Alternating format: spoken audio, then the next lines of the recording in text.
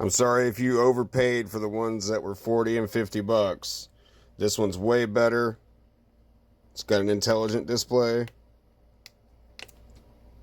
You can set it to whatever you want.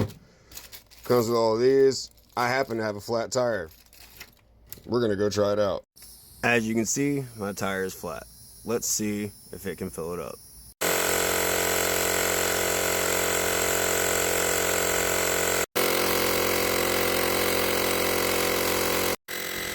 It's definitely working.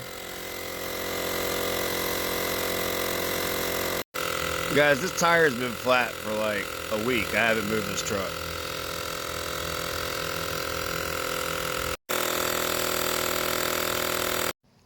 Took it about 5 minutes, guys. But it's good to go. Get it in the link, only 20 bucks.